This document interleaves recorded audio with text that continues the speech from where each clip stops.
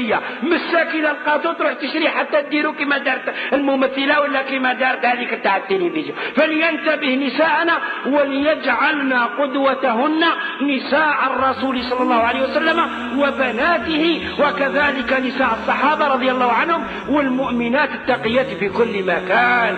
بذلك الله تبارك وتعالى يحشر كل مؤمن مع من أحب، ويحشر كل مؤمنة مع من أحبت. فمن كيف المؤمن يحشر ربي مع اللي يحب، تحب الصحابة والرسول يحشرك ربي معاهم، تحب هذوك مبرطة اللي راهم يوروهم لك يحشرك ربي معاهم. ما كاش قضية نولي ولا غلط، ما كان. وكذلك المرأة المؤمنة حبت نساء الرسول، حبت ابنة الرسول، حبت صحابة زوجات الصحابة، يحشرها ربي معاهم يوم القيامة. حبت الآخرين يحشرها ربي مع الآخرين، ولو صامت وصلت وادعت أنها مسلمة، لأن الرسول صلى الله عليه وسلم يقول المرء مع من أحب، ومن أحب قوما حشر معهم. اللي يبغي جماعة يحشر ربي معاهم. إذن نحن يا إخواني الكرام نعلنها في هذا المسجد المبارك أننا نحب الله.